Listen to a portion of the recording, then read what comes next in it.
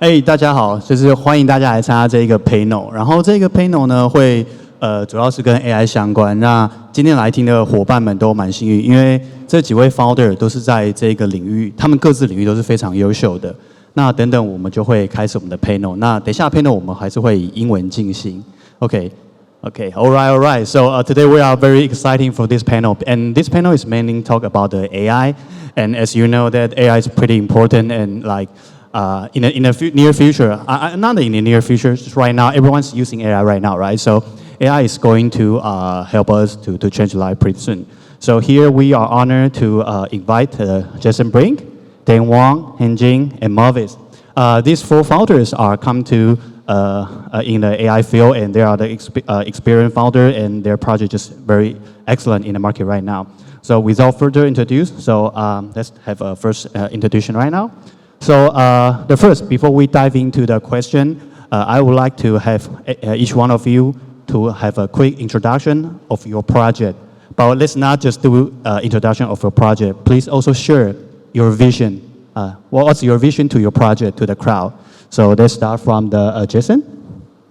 We have only 30 minutes for everybody, man. We can't cover vision for 4 projects in 30 minutes.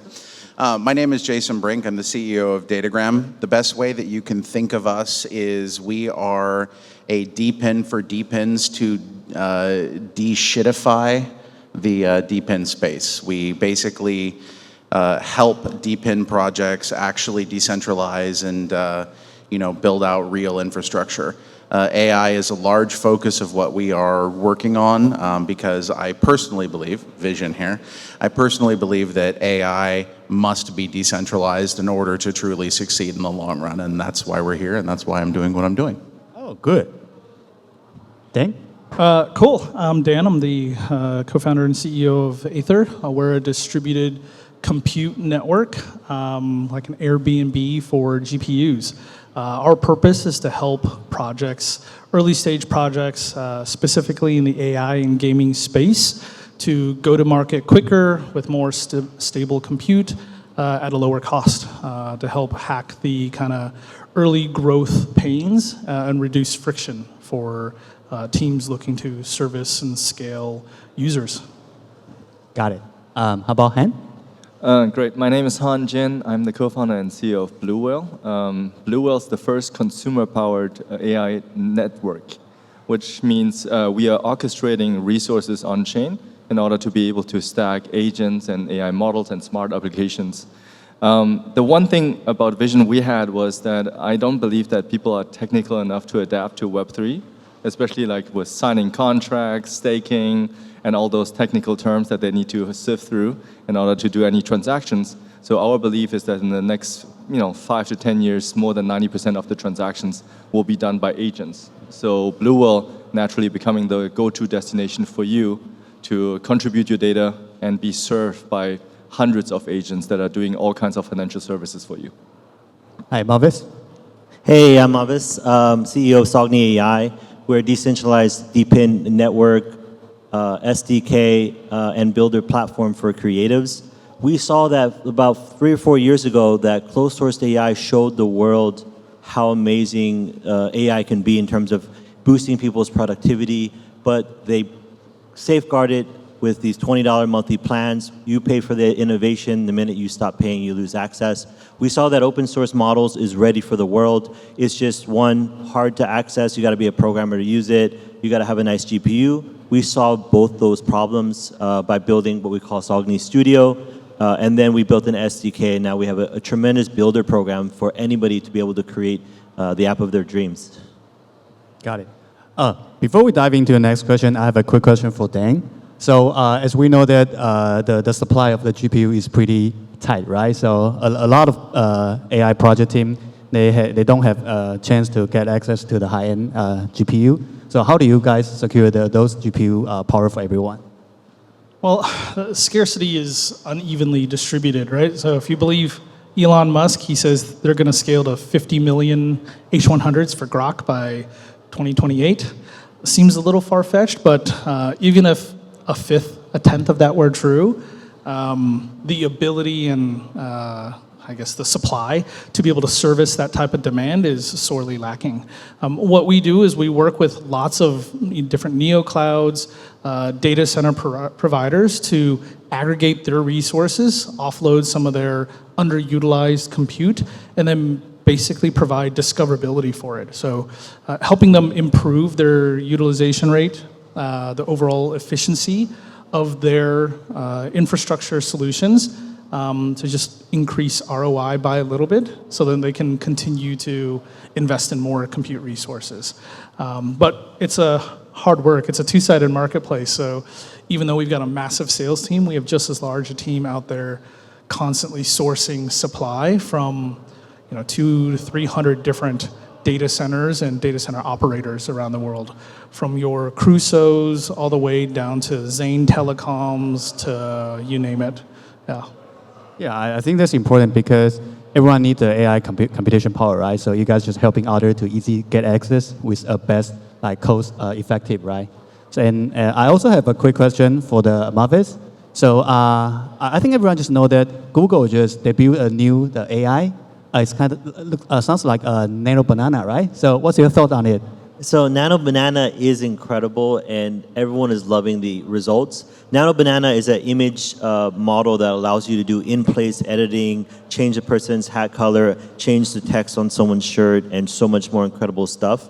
However, there are other open source models that have done the same thing. So Nano Banana came out 1 month ago. 2 months ago, Flux Context with a K came out. We included this in the Sogni AI platform, and you can do nearly everything you can do with Nano Banana without a monthly fee. You can pay pennies on a dollar, and your work contributes back to the open source world and benefits everyone. Got it. Yeah. So let's dive into our second question. Okay. So this question is, how do you envision AI enhance human productivity in the near future? And what role will your project play in this transformation? Let's start from Jason. I think that just about everything that we do in our daily lives is going to be infiltrated by AI in some way, shape, or form. And this is one of the reasons that decentralization is very important, because as I just said on the other stage over there, which, by the way, there's another stage in that building, guys. I didn't know that. As I said there, we learned from Web 2 that if you're not paying for something, you're the product. So if you are, contributing data, or even if you're just paying a little bit, like a $20 gated fee, you're still the product, guys. And as we get to the point where we have more AI that's impacting things like medicine, home security, right? You want to have an AI agent that intelligently monitors your security camera feeds and lets you know when something messed up is happening. Do you want AI? Do you want OpenAI looking at all of your security feeds and doing that, or would you rather have it, in something that's decentralized and that you can control? So I think that every single area of our life is going to be impacted by AI, and I think that the decentralization which we're pushing, as well as everybody up here, I'm not trying to, we're all in this together, and there's more than enough space for all of us to build and innovate together in this. I think that decentralized AI is going to be an absolutely critical component of this, and we're innovating heavily in this area by pushing models out across, massive networks. We've got currently about 700,000 nodes online, not all of which are AI, capable, obviously, but enough of them are for us to be able to, do some significant testing and push things out. And I think that this is the direction that we need to go, and that's what we're all working to solve. Dan? So we're seeing some really interesting uptake from primarily the healthcare and legal professions, which, if you think about, historically these were the most subject matter intensive professions, but it's also the most easily disrupted because, well, you can memorize all the data, and then you have basically this objective arbiter doing pharmacology, new medicine exploration, or reducing mortality rates because it reduces errors, the human impact of errors in catching diagnoses early on. And so we've seen some really interesting clients start to surface around like huge legal firms that are going through 100 years of case data and precedents and applying like legal frameworks and arguments that can be then kind of quickly recycled and then used in court.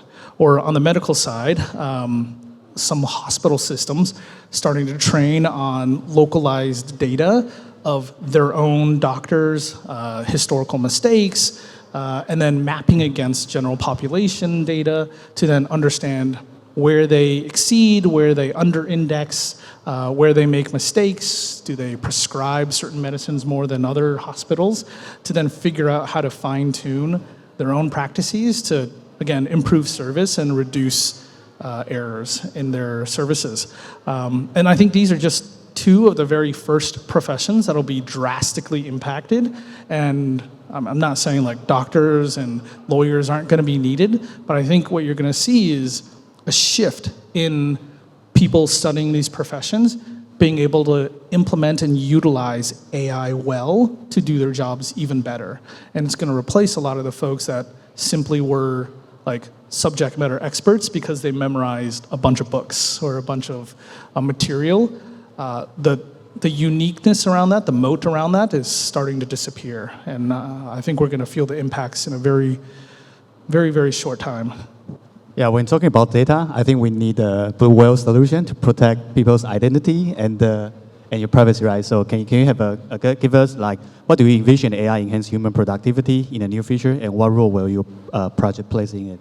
I think right now, because many different areas are being impacted, one of the areas I find that smaller teams, startups are scaling products and services without necessarily hiring armies of employees.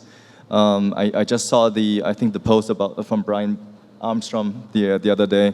50% of the code by Coinbase is written by AI, not by people. And that's very scary because that also means to all the graduate students that are coming out of school that maybe went through computer science. I was talking to one of our investors. He said that at Berkeley in the computer science program, many of the graduates cannot get jobs anymore. Thank God I graduated 15 years ago. Yeah, it's really, really scary. And so overall, if you're looking from an automation perspective, a lot of the manual work, the chores, the stuff that repeats, can be easily replaced. On Bluwhale's side, we focus on the financial side of things, which means if you're moving your USDT to a better yield opportunity and you need to stake it in this protocol, you unstake it, you move it to another protocol, it's done all by agents on our platform. Trading, right? When you are sleeping and you want people to trade your meme coins or whatever, well, for 24 hours without making errors, human errors, that's a great way of automating your workflow. And I think that's where you're going to see the biggest profit and also impact on your financial being, on your identity, on your social profile. And that's kind of why we have built this kind of identity layer or kind of profile on Bluwhale that allows you to gamify your financial wealth or status, right? And I think that's where a lot of people will focus on once their jobs are taken. So you need to find other ways of financial income. And that's where I think the speculative generation, that means the Gen Z, the younger generation that are growing up with much more wealth than us, right? They are more thinking about where do I deploy capital than where do I save capital. And so they should come to Bluwhale to deploy on some of the agents that we have because they're speculating on the agents, right? If I have 10 agents that are doing all kinds of things for me, I'm speculating that those 10 agents are going to increase my assets by 20% over the next 2 months, then I'm winning, right? That's where I believe our future is going to look like with the younger generation just growing up in a much more wealthier environment than us. Got it. How about you, Mauvis? It's interesting because I see this amazing future with AI and AI agents, but is it your AI or is it your rented AI that you're giving your data and information to? If you look at even Google Maps today, how it can detect roads that have traffic, they have so much data that they can front run you on, and the AI agents that everyone's feeding data to can front run you on. So I do believe that you can fight bad AI with good AI that you can own on the edge.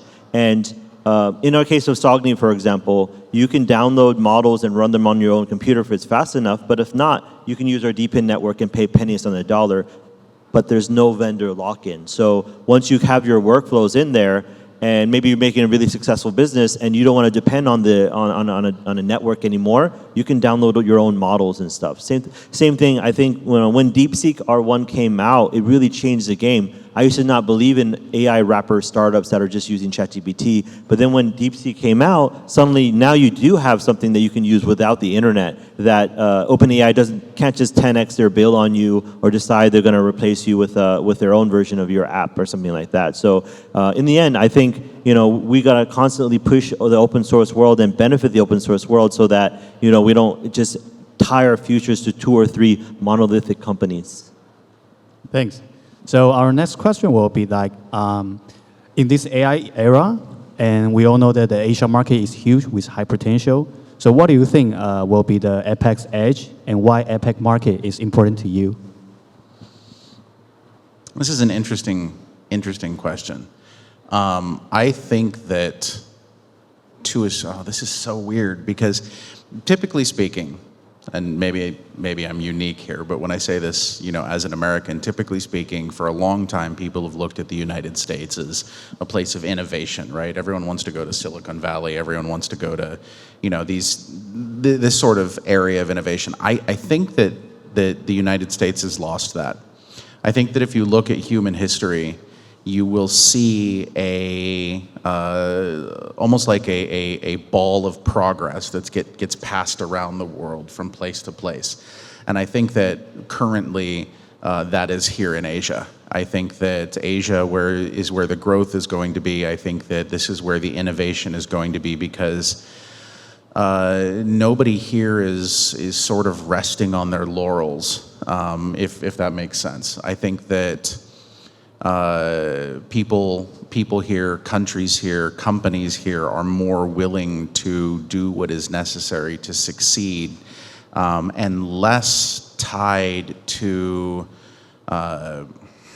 sort of a litigious, restrictive nature of things in the United States, where there's more of a tendency to rely on IP laws and lawyers and things like that, as opposed to sort of an actual genuine marketplace of ideas. I see that marketplace of ideas, building up here. And one of the key things at Datagram that we do is we see ourselves as a protocol to business to consumer pipeline.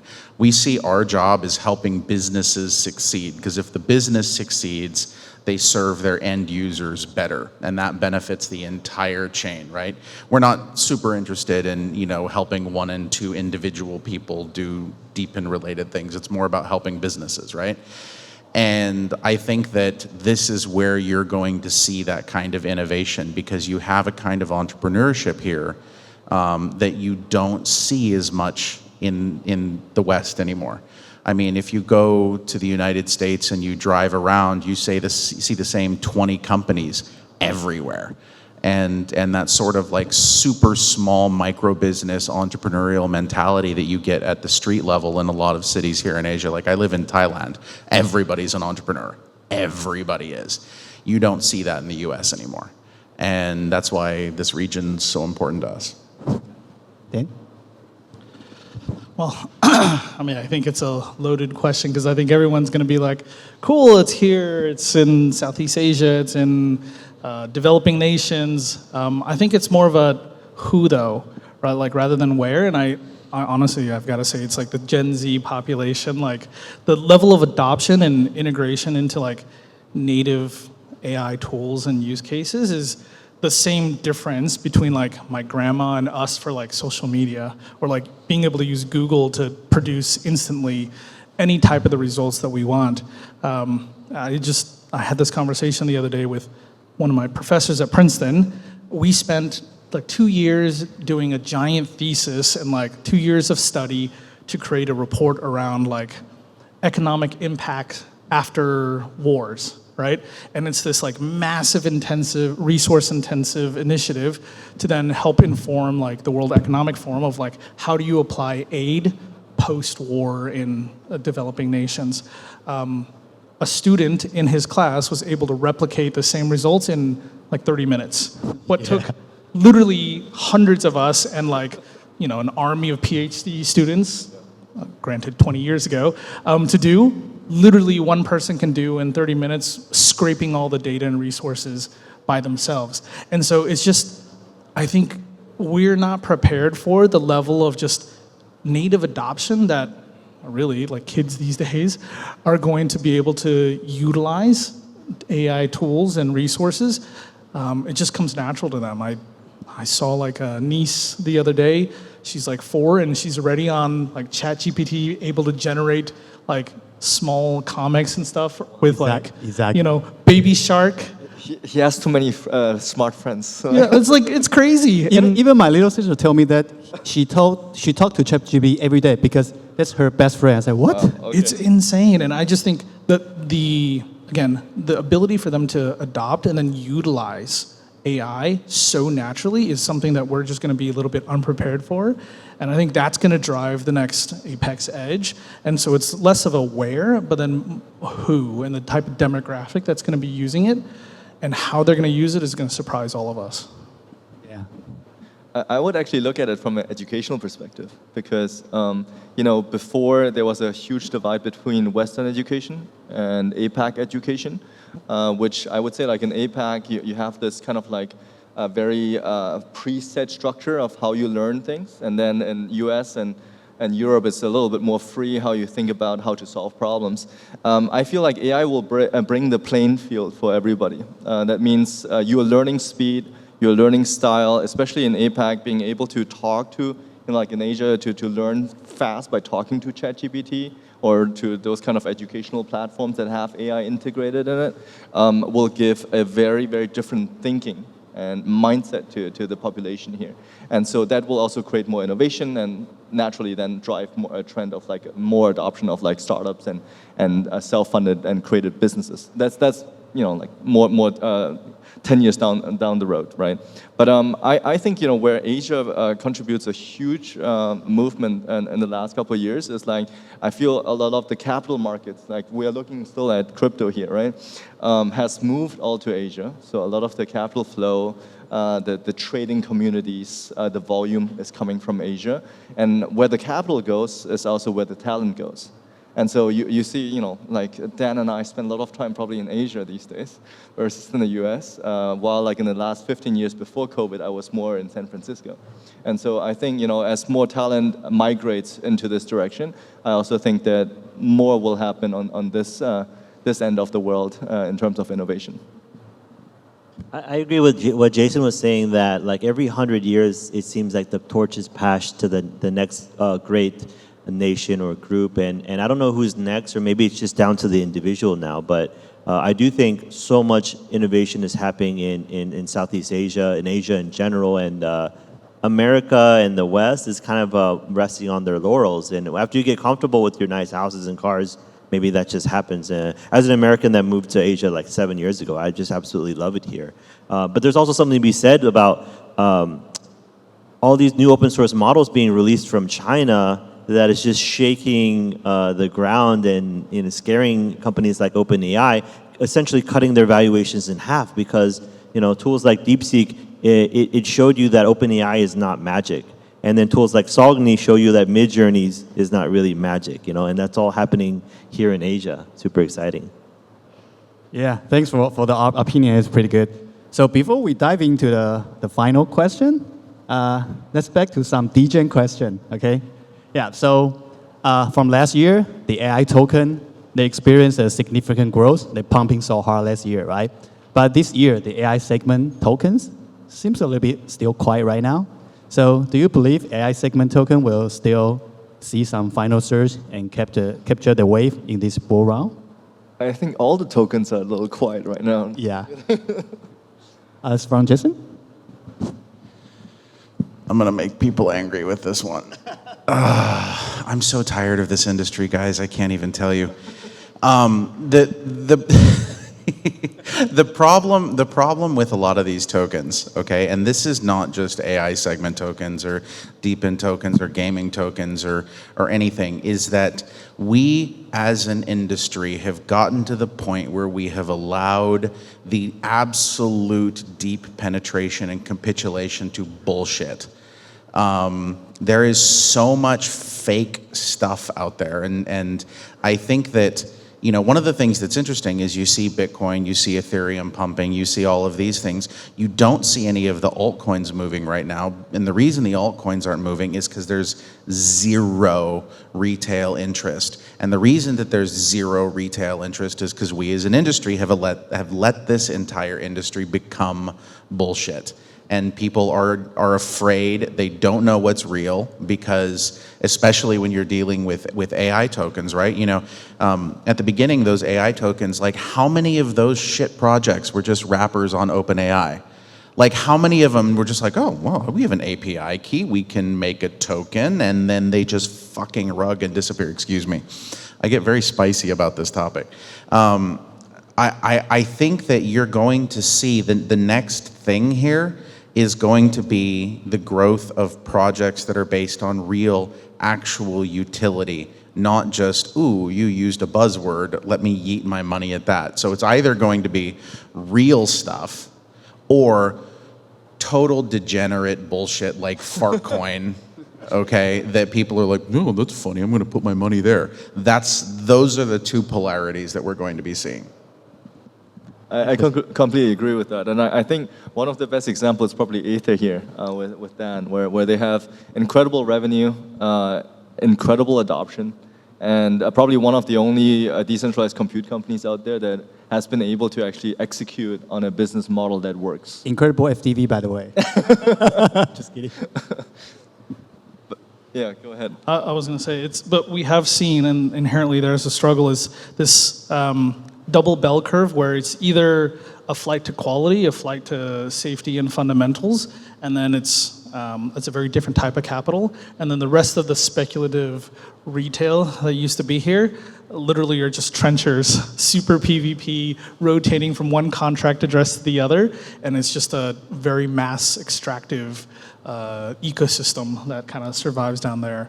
Very, very PvP, and I think in general, unless AI or any token brings fundamentals, it's hard to separate yourself from the masses. It's just too dilutive with how many tokens exist now, and then the attention economy is so competitive.